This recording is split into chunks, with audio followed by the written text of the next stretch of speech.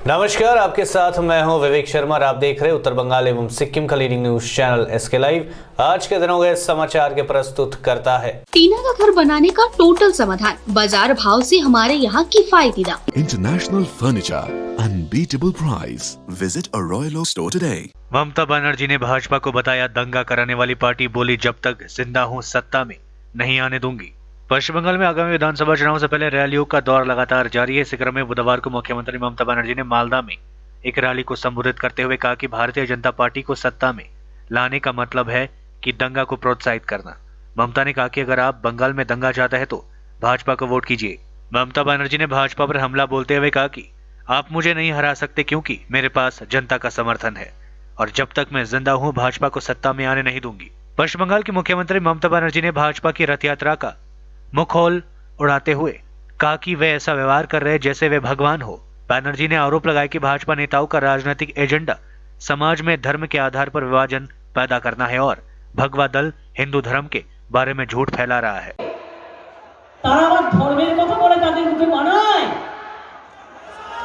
আমরা সবাই জগন্নাথ দেবের রথযাত্রায় যাই, তাই তো? আমি নিজে রথ টানি। রথের মধ্যে দেখি জগন্নাথ দেবতার মূর্তি, বলরাম দেবের মূর্তি, সুভদ্রার মূর্তি।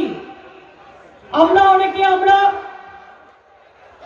যাই এবং আমরা গিয়ে সেখানে আমরা কি করি? আমরা গিয়ে সেখানে গিয়ে আমরা বলি যে জগন্নাথ, জয় বলরাম, জয় সুভদ্রা। আমরা গিয়ে বলি ওম নীলাচল নিবাসায় নিত্যায় পরমান্তরে বলভদ্র সুভদ্রাবাং জগন্নাথায় তে নমঃ। আমরা দেখেছি দেব দেবতারা রথ চড়েন, এখন তো আমি দেখতে পাচ্ছি দেব দেবতারা রথ চড়ছেন না, দেবতাদের রথে বসানো হচ্ছে না। 10তলা হোটেল সমান রথ তৈরি করে তার মধ্যে পুরো সমস্ত ভোগ করবার জিনিসপত্র রেখে সেখানে কি করা হচ্ছে? বসুন আপনারা, প্লিজ বসুন, মা বোনেরা বসুন। এবং সেখানে বসে তারা কি করছে? তারা রথযাত্রার নামে তারা নানা রকম যাত্রা করে বেড়াচ্ছেন আর বলছেন আমরা রথযাত্রা করছি। যদি জগন্নাথ বলরাম সুভদ্রার রথযাত্রা হয় আমার কোনো আপত্তি নেই, আমি ভালো করে করতে পারবো। पिछले 10 वर्षों में उत्तर बंगाल का नहीं हुआ है विकास। भारतीय जनता पार्टी के नेता सौमिक भट्टाचार्य ने फिर एक बार तृणमूल सरकार पर बोला हमला। भारतीय जनता पार्टी की परिवर्तन यात्रा कल गुरुवार को उत्तर बंगाल के कूच बिहार से शुरू होने जा रही है। केंद्रीय गृह मंत्री अमित शाह इसका शुभारंभ करेंगे। कूच बिहार से होते हुए परिवर्तन यात्रा सिलीगुड़ी पहुंचेगी। भाजपा के नेता सौमिक भट्टाचार्य ने आज इस संबंध में जानकारी देते हुए कहा कि पश्चिम बंगाल में परिवर्तन का होना तय है। उन्होंने कहा कि पिछले 10 वर्षों में उत्तर बंगाल का विकास नहीं हुआ है। उत्तर बंगाल में किसी प्रकार का कोई उद्योग पिछले 10 वर्षों में नहीं आया है। सिलीगुड़ी शहर में ट्रैफिक जाम की एक बड़ी समस्या बनी हुई है। दार्जिलिंग मोड़ इलाके में सड़क को केंद्र सरकार द्वारा विस्तार करने की योजना बनाई गई है, लेकिन राज्य सरकार की तरफ से इसमें कोई भी कदम नहीं उठाया गया। उन्होंने सेवक के बागपुल को लेकर भी चिंता व्यक्त करते हुए अपनी बातें कही। आज सिलीगुड़ी के भारतीय जनता पार्टी कार्यालय में आयोजित पत्रकार सम्मेलन में भाजपा नेता सौमिक भट्टाचार्य ने राज्य सरकार और ममता बनर्जी पर आरोप भी लगाए। আওয়ামী লীগের এক নেতার একটি বক্তৃতা খেলা হবে, আজ থেকে 3 বছর আগে খেলা হবে। আজকে বাংলাদেশের ন্যারেটিভ ধার করে নিয়ে আসা হচ্ছে পশ্চিমবঙ্গে। আজকে তা নিয়ে তৃণমূল কংগ্রেসের বিভিন্ন সংগঠন মিছিলে নেমে পড়েছেন, খেলা হবে। আজকে বাংলাদেশের সংস্কৃতি, বাংলাদেশের শব্দ শুধু সাহিত্যে, শুধু পাঠ্যপুস্তকে সেখানে ওই দু একটি শব্দ বদল করে হচ্ছে তা নয়, বাংলাদেশের রাজনীতিকে আজকে পশ্চিমবঙ্গের মাটিতে টেনে আনা হচ্ছে। আজকে আপনারা দেখেছেন যারা বিভিন্ন সময় বাংলা এবং বাঙালি সংস্কৃতির কথা বলেন, কোন বাংলা এবং বাঙালি সংস্কৃতি, যারা ওখানকার চিত্রতারকা ফিরদৌসকে নিয়ে এসে যারা উত্তরবঙ্গে প্রচারে নামিয়েছিলেন, একজন যে ইন্ডিয়ান ন্যাশনাল নয় তাকে নিয়ে এসে পৃথিবীর বৃহত্তম গণতন্ত্রের লোকসভা নির্বাচনের প্রচারে বাংলাদেশের চিত্রতারকাকে আমদানি করা। বিগত একটি পঞ্চায়েত নির্বাচনে নদিয়া জেলায় বাংলাদেশ থেকে আগত কিছু মানুষ তারা বাংলাদেশে প্রতিষ্ঠিত মানুষজন এসপিকে নির্দেশ দিয়ে তাদের ছাড়পত্র দিয়ে দেওয়া হয়েছিল তারা যেন বিভিন্ন সংখ্যালঘু এলাকায় গিয়ে প্রচার করতে পারেন। আজকে সার্বিকভাবে সমাজের সর্বস্তরে আজকে তৃণমূল এই সংস্কৃতি নিয়ে আসছে। গতবারে কলকাতা শহরের একটি পুজোয় তৃণমূলের বিধায়ক বাংলাদেশের ক্রিকেটের ক্যাপ্টেন, সম্ভবত ক্যাপ্টেনই সাকিব আল হাসান, তাকে নিয়ে আসা হলো। তিনি নিয়ে এসে একটি পুজোর উদ্বোধন করলেন। পুজোর উদ্বোধন করে বাংলাদেশে ফিরে গিয়ে তিনি ওখানকার মৌলবাদীদের চাপে ক্ষমা চাইলেন যে আমি অন্যায় করেছি, আমি অপরাধ করেছি, আমি হিন্দুর পুজোয় গিয়ে উদ্বোধন করে অপরাধ করেছি, ভবিষ্যতে আর এই কাজ কোনোদিন হবে না, আমি লজ্জিত, আমি দুঃখিত, আমি ব্যথিত, আমায় ক্ষমাপ্রার্থী, নিঃশর্ত ক্ষমাপ্রার্থী, আমায় ক্ষমা করুন।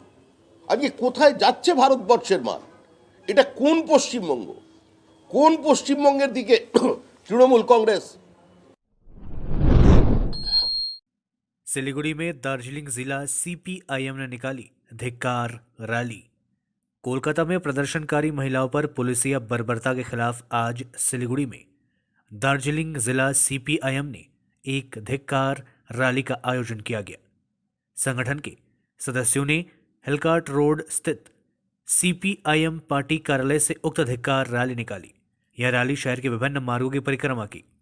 इस दौरान सीपीएम पार्टी के वरिष्ठ नेता अशोक नारायण भट्टाचार्य, जीवेश सरकार समेत अन्य समर्थक उपस्थित रहे थे।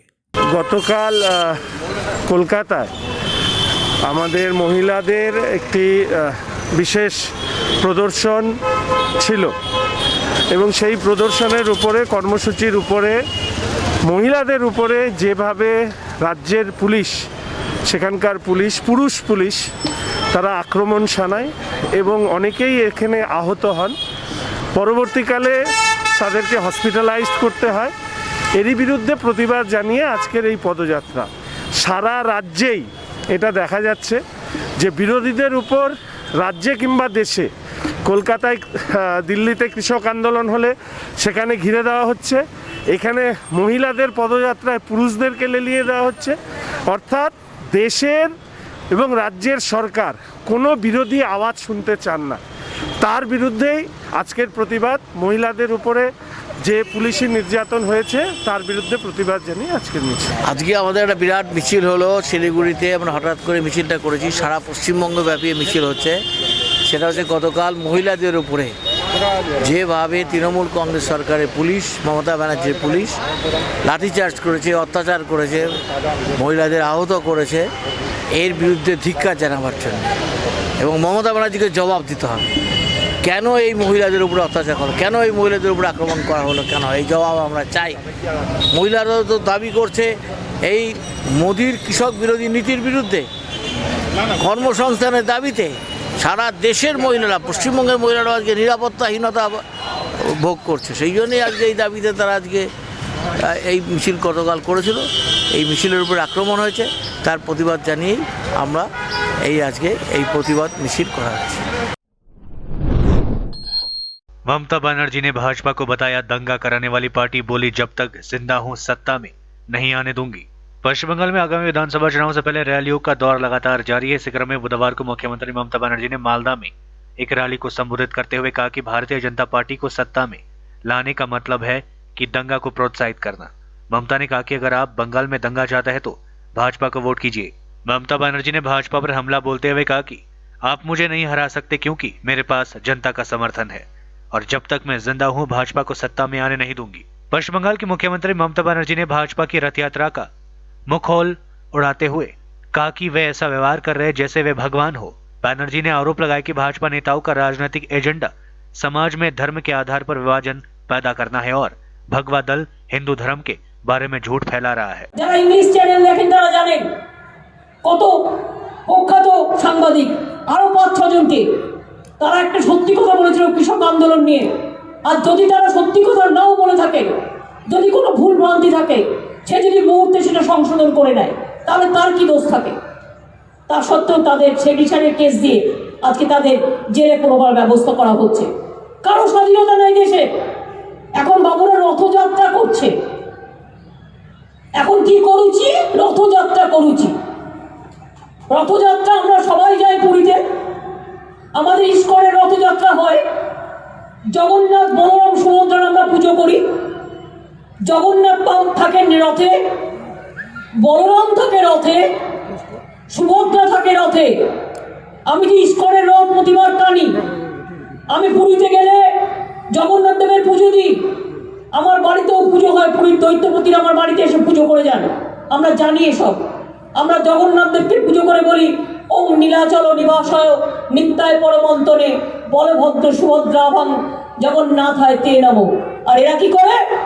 বিজেপির নেতারা এখন জগন্নাথ সেজেছে, বলরাম সেজেছে, সুভদ্রা সেজেছে। ওনারা এখন রথে চড়ু চড়ু ঘুরে বেড়াচ্ছে। রথে চড়ু চড়ু, রথে চড়ছে কারা? বিজেপির নেতারা। নিজেই নিজেকে বলে দিচ্ছে আমি জগন্নাথ, নিজেই নিজেকে বলে দিচ্ছে আমি বলরাম, নিজেই নিজেকে বলে দিচ্ছে আমি সুভদ্রা, নিজেরাই নিজেকে বলে দিচ্ছে আমি শ্রীকৃষ্ণ, নিজেরাই নিজেকে বলে দিচ্ছে আমি অর্জুন। নিজেরা নিজেদের একবার বলবেন রাবণ সীতা হরণ করেছিল রথে চড়ে, সেই রথটাও কি আপনারা চালাচ্ছেন?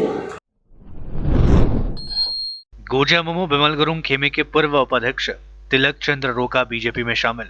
उत्तर बंगाल और पहाड़ पर विभिन्न राजनीतिक दलों के नेतागण लगातार अपनी पार्टी छोड़कर अन्य पार्टी में शामिल होने का सिलसिला लगातार जारी है। इस बीच गोजामुमो बिमल गुरुंग खेमे के पूर्व उपाध्यक्ष तिलक चंद्र रोका बीजेपी में शामिल हुए। हाल ही में उन्होंने गोजामुमो पार्टी का साथ छोड़ दिया था। आज दार्जिलिंग के मारवाड़ी भवन में आयोजित भाजपा के दलीय कार्यक्रम में उन्होंने बीजेपी का दामन थामा। दार्जिलिंग जिले के सांसद राजू बिष्ट ने रोका को पार्टी का झंडा प्रदान कर पार्टी में शामिल व स्वागत किया। 1 र 2 मिलेर कालिम्पोङको सिङमा मिलाएर अन्डरस्ट्यान्डिङ जुन चाहिँ छ यो एकदमै उडन्ते कुरा हो। यो कहाँबाट स्टार्ट भयो त्यो अब हामीले सायदै अब यसलाई अलिकति इन्भेस्टिगेट गर्नुपर्छ होला, खोज्नुपर्छ जस्तो पनि लाग्यो। किन यो एकदमै हुनु त अब यो कुराको कुनै पुख्ता तथ्य पनि छैन, कुनै यसमा ओजन पनि नभएको कुरा हो। र यसमा हाम्रो पार्टीका महासचिव श्री रोशन गिरीज्यूले एकदमै क्लियरली भनिदिनु भएको छ, यसको प्रतिक्रिया जनाइदिनु भएको छ। र पनि यो बङ्गला च्यानल र नेपाली च्यानलमा कसरी चाहिँ यो भाइरल भएको कुराहरूलाई चाहिँ यो एकदमै बेसलेस कुरा हो र एकदमै निराधार र झुटो कुरा हो। यो मनगढन्ते कुरा हो र यसमा कुनै प्रकारको बेस छैन, यो कुनै प्रकारको तथ्य छैन, यो कुनै प्रकारको सत्य होइन। यो कुनै हालतले पनि नहुने र नमिल्ने चिज हो। किनभनेपछि गोर्खा जनमुक्ति मोर्चा भनेको एउटा जातिको हितमा र जातिसितको एउटा जातिको एउटा आवाज भएर मुद्दाप्रतिको लिएर हामीले गरेर आएको पार्टी हो। र यहाँसम्म एउटा जनताको विश्वास, अहिलेसम्म आस्था विश्वास जुन चाहिँ हामीसित छ, त्यो विश्वासले गर्दाखेरि मान्छेहरूले हाम्रो एउटा बेनिफिट, हाम्रो पार्टीको नाममा एउटा बेनिफिट उठाउनु खोजेको होला र क्याम्पेनिङ गर्नु खोजेको होला र मान्छेलाई भुल भ्रान्तिमा हाल्नु खोजेको पनि हुनसक्छ। त्यसोस्ले गर्दाखेरि हाम्रो एकदमै हाम्रो आफ्नै क्यान्डिडेटहरू हुन्छ। हामीले पहिला नै हामीले थुप्रैपल्ट नै स्टेटमा चढाइसकेको छौँ कि हामी तराई डुवर्समा सघाए तापनि हाम्रो पहाडमा हाम्रो गोर्खा जनमुक्ति मोर्चाको आफ्नै नै क्यान्डिडेट हुन्छ भनेर यसमा यही कुरालाई नै हामी अहिलेसम्म जान्दैछौँ। यसको बादमा हाम्रो कुनै प्रकारको यस्तो स्टेटसितको कुनै प्रकारको यस्तो अन्डरस्ट्यान्डिङ भएको हामीलाई अहिलेसम्ममा ज्ञात छैन र हाम्रो पार्टीलाई पनि ज्ञात छैन। त्यसोस्ले गर्दाखेरि यो कुरा एकदमै झुटो भन्न चाहन्छु म यस विषय। हजुर, हामी आफ्नै क्यान्डिडेट दिन्छौँ। किन हाम्रो भनेको हामीले बारम्बार भन्दै आउँदैछौँ, हामी एउटा अन्डरस्ट्यान्डिङमा हामीले सिटको एउटा अन्डरस्ट्यान्डिङ गर्नुपर्ने एउटा स्थिति आउँछ जहाँ हामीलाई स्टेटले बुझिदिनु सक्नुपर्छ र हाम्रो यो समस्यालाई, हाम्रो एउटा क्षेत्रीय मुद्दाहरू जुन चाहिँ हाम्रो एउटा लोकल इस्युहरू छ, यसलाई लिएर हाम्रो एउटा क्षेत्रीय पार्टी र क्षेत्रीय एमएलए हाम्रो हुनैपर्छ भन्ने नै हाम्रो डे 1 देखिको स्टेटलाई हाम्रो भनाइ र डिमान्ड र रिक्वेस्ट छ। त्यसोस्ले गर्दाखेरि हाम्रो यो कुरालाई हामीले यसलाई नै यसैमा नै हामी लागि परेको छौँ र यही नै हाम्रो रिक्वेस्ट छ स्टेटसँग। सुन्नु न, यो बङ्गाल विधान होइन, त्यस्तो क्यान्डिडेट चयन गर्नुपर्ने केही पनि छैन। अहिले त्यस्तो यो एकदमै अर्ली हुन्छ, अलिक हतार भएको जस्तो हुन्छ र हतार देखिन्छ। किन भन्दाखेरि हामीलाई हाम्रो एकदमै बेसी पार्टीलाई जरा काट्ने काम, पार्टी मास्ने काम, हाम्रो लिडर मास्ने काम र लाग्दो जुन चाहिँ एउटा 2017 देखिको षड्यन्त्र जुन चाहिँ हामीले हिजो अस्ति नै पनि अब देख्यौँ होइन, यत्रो अहिले यहाँको जनताले भोगिरहेको छ, देखिरहेको छ। निजी अस्पतालों और नर्सिंग होम की मांग ममता सरकार ने मानी। स्वस्थ साथी योजना में बदलाव। स्वस्थ साथी योजना के तहत मिलने वाले उपचार के लिए तय पैकेजों की दर में निजी अस्पतालों और नर्सिंग होम की ओर से की जा रही वृद्धि की मांग को आखिरकार ममता सरकार ने मान लिया है। राज्य सरकार ने व्यवहारिक रूप से उनकी मांग को स्वीकार करते हुए करीब 60% पैकेजों की दर में 10 से 15% की वृद्धि की है। राज्य के मुख्य सचिव अल्पन बंदोपाध्याय और स्वास्थ्य सचिव नारायण स्वरूप निगम ने राज्य के सभी निजी अस्पतालों और नर्सिंग होम के मालिकों व प्रतिनिधियों के साथ बैठक की। इसके बाद पैकेज की दर वृद्धि की घोषणा की गई। निजी अस्पताल और नर्सिंग होम लंबे समय से इसकी मांग कर रहे थे। उन्होंने शिकायत की कि सरकार द्वारा निर्धारित दर निजी अस्पतालों और नर्सिंग होम के लिए बड़ी समस्या बनी हुई है। इस बार सरकार ने व्यावहारिक रूप से उनकी मांग को स्वीकार कर लिया। सरकार के अनुसार राज्य में 1,40,00,000 लोग स्वास्थ्य साथी योजना के अधीन आ चुके हैं। योजना को राज्य में अभूतपूर्व प्रतिक्रिया मिली है। पहले से ही 1,536 निजी अस्पतालों और नर्सिंग होम इस परियोजना की सुविधा लोगों को मिलने का दावा किया जा रहा है। इनमें 425 निजी अस्पताल और नर्सिंग होम को शामिल किया गया है। बेडों की संख्या में भी वृद्धि हुई है।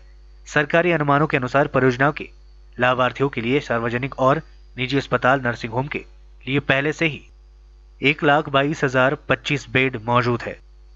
गौरतलब है कि स्वास्थ्य साथी योजना में 5 लाख तक के इलाज की सुविधा है। ममता ने चुनाव से पहले राज्य के सभी लोगों के लिए इस योजना की पिछले दिनों घोषणा की थी। इसके तहत जिन परिवारों ने इस योजना के तहत पंजीकरण कराया है उन्हें एक स्वास्थ्य साथी कार्ड दिया गया है। इसके माध्यम से वे किसी भी अस्पताल में कैशलेस इलाज करा सकते हैं। एनजीपी स्टेशन में मालगाड़ी में सीमेंट लेने के दौरान करंट लगने से युवक की मौत।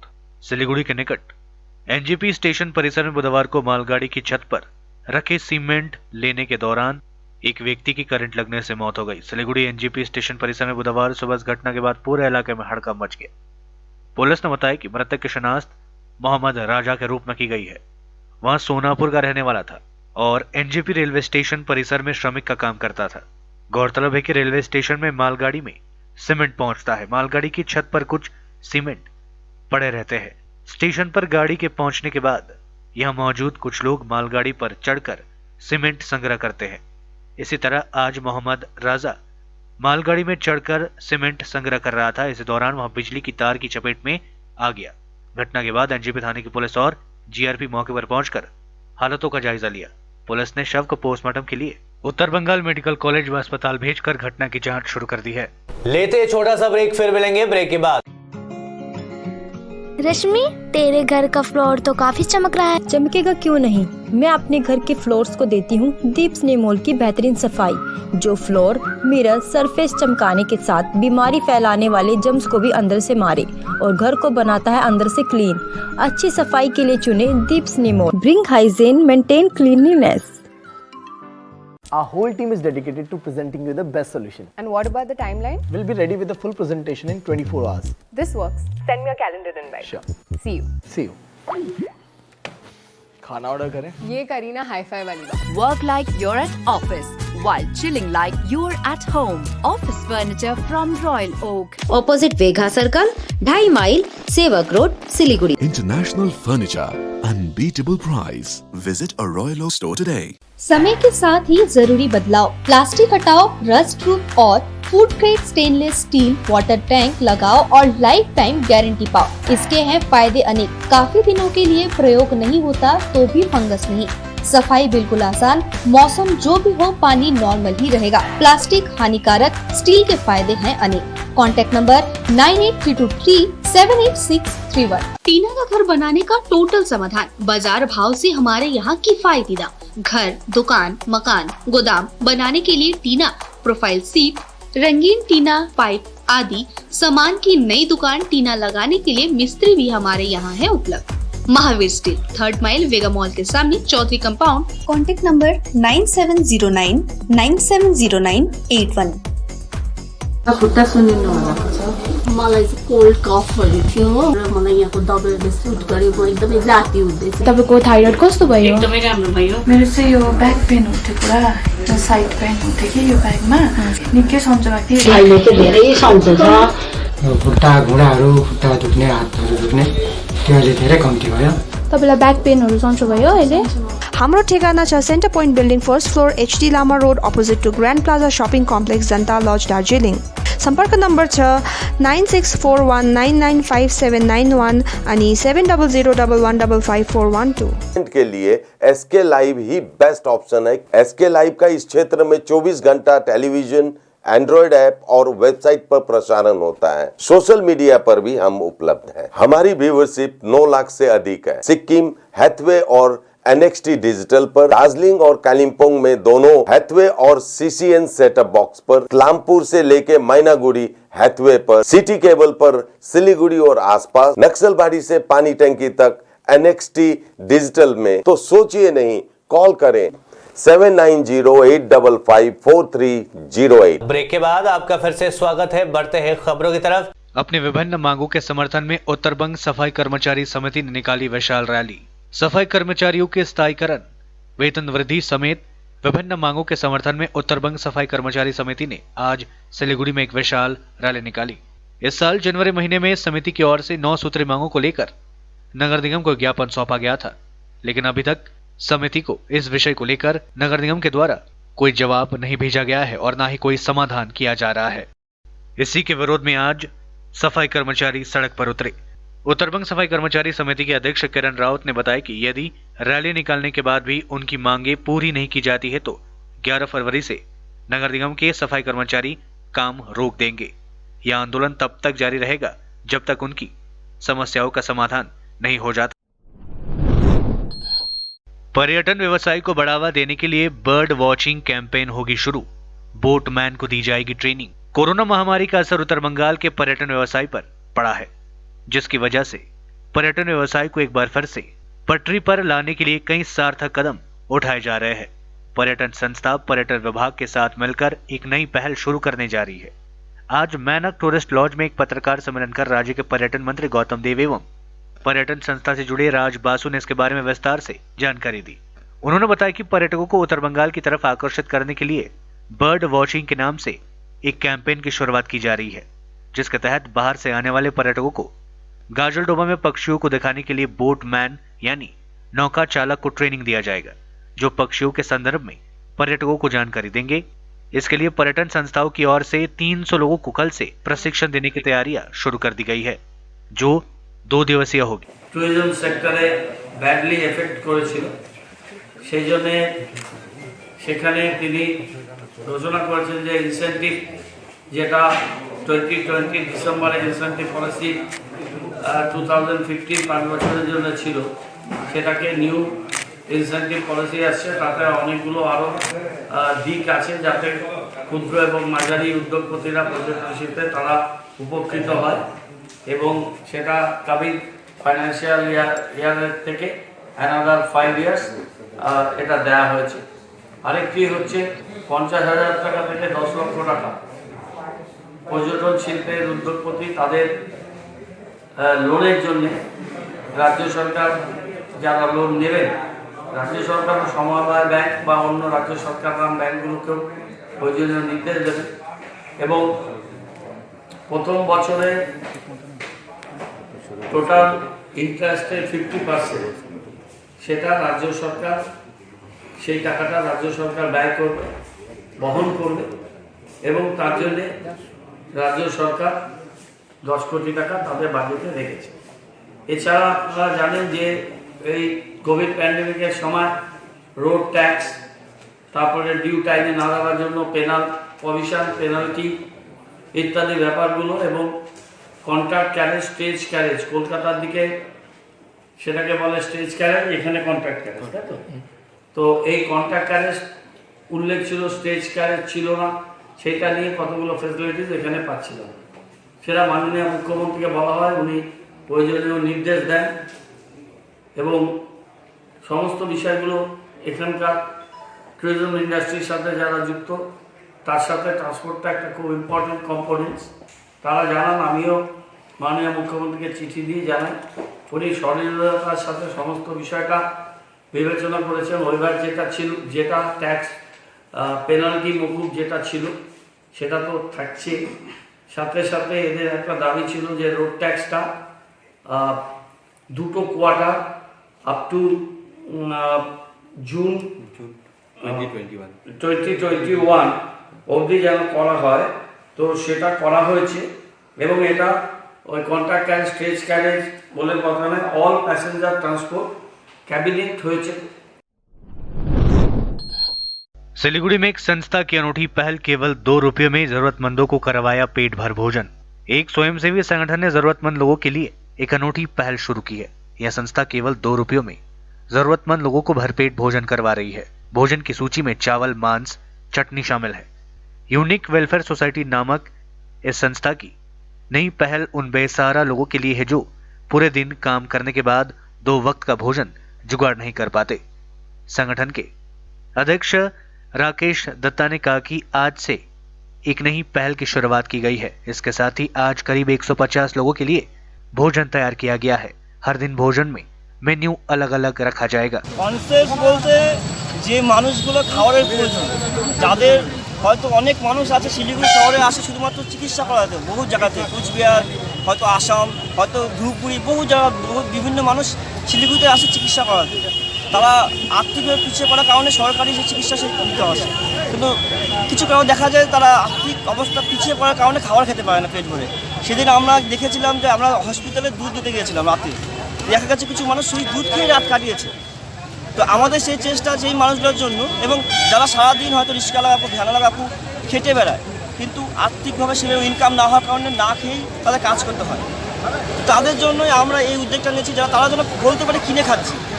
সেই চেষ্টার কারণেই আমরা এই আজকের উদ্যোগটা নিয়েছি। প্রতিদিন কত লোককে খাওয়ানো হচ্ছে এভাবে? আজকের প্রথম দিন প্রায় 1 থেকে 150 জনের খাবার আমরা অ্যারেঞ্জমেন্ট করতে পেরেছি। আগামী দিন যদি মানুষ আরও এইভাবে সাহায্যের হাত বাড়িয়ে দেয়, তবে হয়তো আমরা আরও অনেক মানুষের কাছে পৌঁছাতে পারবো। কি কি থাকছে এই খাবার মেনুতে? আজকে আছে খাবারে ভাত আছে, মুরগির মাংস এবং চাটনি। ट्रेन शुरू होने की खुशी, रिजर्वेशन सिस्टम भाड़ा 3 गुना बढ़ाने से हुई आफत। टीएमसी ने स्टेशन मैनेजर कार्यालय का घेराव कर किया विरोध प्रदर्शन। कोविड-19 के कारण पिछले 10 महीने से ट्रेन सेवाएं बंद थी। इसके बाद अब जलपाईगुड़ी से हल्दीबाड़ी के बीच लोकल ट्रेन शुरू किया गया है। इससे स्थानीय लोग खुश थे, लेकिन इस बीच रिजर्वेशन सिस्टम टिकट 3 गुना बढ़ा दिया गया है। इससे लोगों की ट्रेन खुलने की खुशी गायब हो गई है। सिर्फ इतना ही नहीं, यात्रियों को टिकट लेने के लिए एक फॉर्म भरना पड़ रहा है, जिससे उनको भारी समस्याओं का सामना करना पड़ रहा है। इन समस्याओं को लेकर आज टीएमसी की ओर से जलपाईगुड़ी स्टेशन मैनेजर कार्यालय का घेराव किया गया और मांग की गई कि साधारण टिकट की व्यवस्था शुरू की जाए। इस विरोध प्रदर्शन का नेतृत्व जिला सभापति शेखर चट्टोपाध्याय ने किया। टीएमसी के द्वारा काफी समय तक स्टेशन मैनेजर का कार्यालय का घेराव किया गया। इसके बाद रेल पुलिस मौके पर पहुंची और समझा बुझाकर विरोध प्रदर्शन को खत्म कराया। বলছি সারা দেশের প্রধানমন্ত্রী নরেন্দ্র মোদী বলেছিলেন আপনি 60 साल कांग्रेस को दिया, मुझे 5 साल दीजिए। और আমি আজকে বলতে এসেছি 70 साल की रोजगार 7 साल में ছাড়খাড়। তার কারণটা হচ্ছে রেলটা এখন যেটা জলপাইগুড়ি রেলওয়ে স্টেশন দাঁড়িয়ে আছেন, এখন রেল নাই, এখন ইন্ডিয়ান রেলওয়ে না, এখন Indian railway corporate limited. Platform ticket 50 টাকা এক, যে ছোটো স্টেশন যেমন এখান থেকে হলদিবাড়ি যাবেন টাউন স্টেশন থেকে 35 টাকা 2। জলপাইগুড়িতে যে এখানে লোকাল যেটা চলতে এটা বলছে এখন প্যাসেঞ্জার স্পেশাল, সেটা 3 কাশিয়াবাড়ি, কাদোবাড়ি এবং মোহিতনগরে স্টপেজ বন্ধ করে দিয়েছে। দার্জিলিং মেল পদাতিক হলদিবাড়ি অবধি, জলপাইগুড়ি হলদিবাড়ি অবধি যাচ্ছে না, এনজিপি গিয়ে মানুষকে ধরতে হচ্ছে। সিনিয়র সিটিজেনের কনসেশন, যারা 50% ভাড়ায় সিনিয়র সিটিজেনরা যেতে পারতেন, 60 বছরের ঊর্ধ্বে ভদ্রমহিলা, তাদের সিনিয়র সিটিজেন কনসেশন উঠিয়ে দিয়েছে। তা আমি এখানে বলে গেলাম। আর যারা ডেলি প্যাসেঞ্জার তারা কোনো রিজার্ভেশন করতে হচ্ছে প্রতিদিন এসে। अलीपुरद्वार के नगर पालिका के 4 नंबर वार्ड स्थित डंपिंग ग्राउंड में स्थानीय लोगों ने कचरा फेंकने से रोका। अलीपुरद्वार नगर पालिका के कर्मचारी आज कचरा का गाड़ी लेकर 4 नंबर वार्ड स्थित डंपिंग ग्राउंड में कचरा फेंकने के लिए गए थे, लेकिन स्थानीय लोगों ने इन कर्मियों को कचरा फेंकने से रोक दिया और विरोध प्रदर्शन शुरू कर दिया। इसके बाद नगर निगम कर्मचारी बिना कचरा फेंके ही वापस चले गए। इसकी सूचना मिलते ही काफी संख्या में पुलिस बल और इसके बाद अलीपुरद्वार नगर पालिका के प्रशासक बोर्ड के चेयरमैन मिहिर सेन घटनास्थल पहुंचे। आपको बता दें कि सॉलिड वेस्ट मैनेजमेंट के तहत लोगों के घर घर से कचरा एकत्रित किया जाता है, जिसको डंपिंग ग्राउंड में फेंका जाता है। लेकिन लोगों का कहना है कि यहाँ प्रदूषण काफी फैल रहा है, जिसके कारण कचरा फेंकने से मना। ব্যাপার হচ্ছে কি আমাদের এখানে স্থানীয় বাসিন্দাদের কেউ বা কাহারা ভুল বুঝাচ্ছে। ওনাদের মাথায় ঢুকিয়েছে এখানে একটা ডাম্পিং গ্রাউন্ড হচ্ছে, শহরের নোংরা সব এখানে ফেলবে, চতুর্দিকে দুর্গন্ধ ছড়াবে। এই ভুল বার্তাটা কেউ রাজনৈতিক উদ্দেশ্য প্রণীত হয়ে এটা করাচ্ছে। আসলে এখানে কোনো নোংরা গন্ধের ব্যাপার নেই। এখানে বাড়ি বাড়ির থেকে আমরা যে বিন দিয়েছি, ওই বাড়ি বাড়ির থেকে ওই ডাস্টগুলো কালেকশন করে এখানে বাছাই হবে। বাছাই করে এখানে আমাদের সুদার লোকজন, বিতানের লোকজন এসছে কলকাতা থেকে, ওনারা এখানে ম্যানেজার ট্রেনিং দেবে। এখানে কোনো দুর্গন্ধ ছড়ানোর ব্যাপার নেই, ডাম্পিং গ্রাউন্ডেরও ব্যাপার নেই। এখানে বাড়ি বাড়ি থেকে যে কালেকশনটা হচ্ছে সেই কালেকশনটা এখানে নিয়ে এসে ওই যে রিক্সা ভ্যানগুলোতে, যেটা আমাদের 14টা ব্যাটারি চালিত ভ্যান এসছে। सड़क किनारे नाले में मिला व्यक्ति का शव, हत्या की आशंका। जलपाईगुड़ी में बुधवार को एक व्यक्ति का शव बरामद किए जाने की घटना को लेकर पूरे इलाके में हड़कंप मच गया। बुधवार सुबह शहर के डीबीसी रोड इलाके में मॉर्निंग वॉक पर निकले लोगों ने सड़क किनारे नाले में एक व्यक्ति का शव देख पुलिस को इसकी सूचना दी। शव बरामदगी की खबर मिलते ही जलपाईगुड़ी कोतवाली थाने की पुलिस मौके पर पहुंचकर घटना की जांच शुरू कर दी। पुलिस ने शव को अपने कब्जे में लेने के बाद पोस्टमार्टम के लिए उसे भेज दिया और जांच शुरू कर दी। पुलिस ने बताया कि मृतक की शिनाख्त मोहम्मद शाहिद इकबाल के रूप में की गई है। वे मुर्शिदाबाद जिले के रहने वाले थे। काम के सिलसिले में जलपाईगुड़ी शहर के नूतनपड़ा इलाके में रहते थे। वो यहाँ एक सरकारी दफ्तर में काम करते थे। स्थानीय लोगों ने बताया कि उनका बेटा बीमार है और जलपाईगुड़ी सुपर स्पेशलिटी अस्पताल में भर्ती है। कल रात वे अपने बेटे को देखने अस्पताल जा रहे थे, तभी यह घटना घटी होगी। पुलिस मौत के वास्तविक कारणों का जांच कर रही है। বাইরে দেখলাম লাশ পড়ে আছে, পুলিশ আসলো, এসে উঠায় নিয়ে গেল। বাড়িতেও সবাই বলতেছে মুর্শিদাবাদ, ওনার ছেলেও ভর্তি আছে 10 তলায়, এটা শুনলাম। এবার কী করে বলবো যে কী হতে পারে এটা বলতে পারছি না। আমি তো ওয়াকে গেছিলাম, ওয়াক থেকে এসে দেখি লোকের ভিড়, তারপরে দেখলাম লোকের ভিড়, তো আমিও দেখতে আসলাম।